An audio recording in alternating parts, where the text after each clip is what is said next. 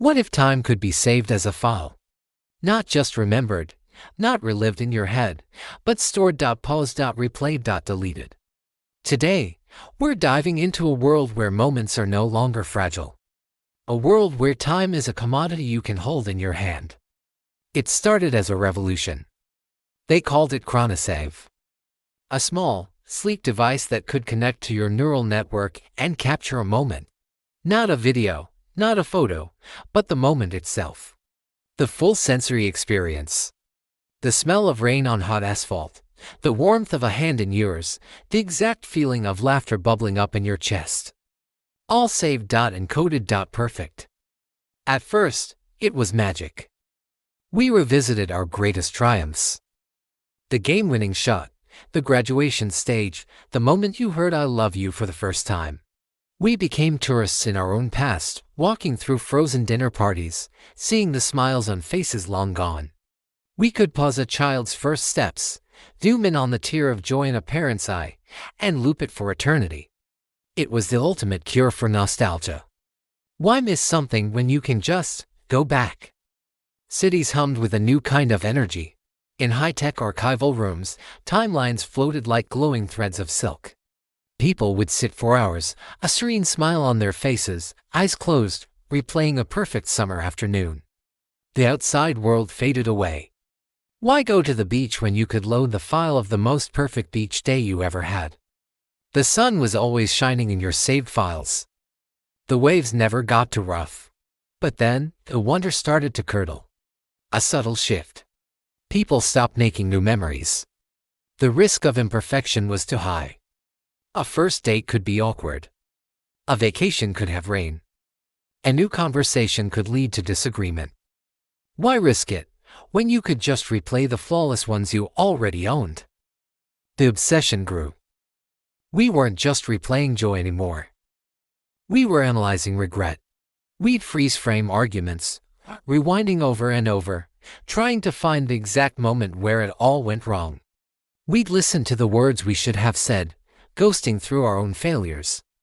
The past wasn't a comfort anymore, it was a courtroom, and we were the eternal defendants. You'd see it on the streets. People walking, but their eyes were distant, glazed over. They were somewhere else. Someone else. Stuck in a loop. A man sits alone in a cafe, but he's really on a park bench 20 years ago, replaying a proposal. A woman stands motionless on a subway platform, not waiting for a train, but reliving the day her son was born. Life became a collection of ghosts, all staring at screens only they could see. The technology wasn't perfect. Files could corrupt. A cherished memory could suddenly glitch, the face of a loved one pixelating into a monstrous blur. The sound of their voice could distort into a digital shriek. Imagine loading your wedding day, only to find the file is damaged. The moment is gone, not just faded, but erased, deleted, a hole in your history that can never be filled. The loss was a new kind of grief, a digital death that felt more absolute than anything before. I remember the day it hit me. I was in my apartment, scrolling through my own timeline. Years of moments, neatly categorized. First kiss. College graduation. Father's last words. I hadn't left my home in weeks. Why would I? Everything I ever loved was right here, on a drive.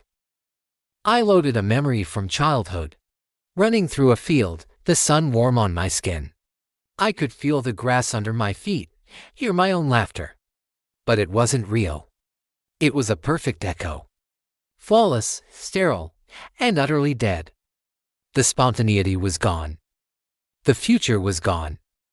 In our quest to preserve every second, we had stopped time itself.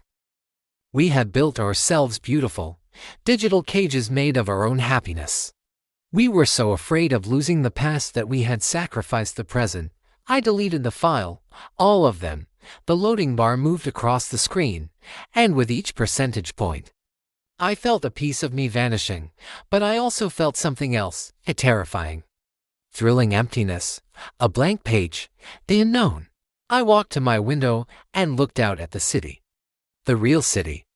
It was gray, imperfect, and uncertain. For the first time in years, I didn't know what was going to happen next. And it was the most beautiful feeling in the world.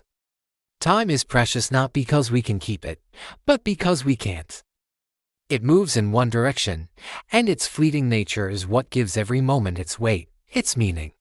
The joy, the pain, the regret, it's all part of the flow, and you can't pause a river, you can only let it carry you forward.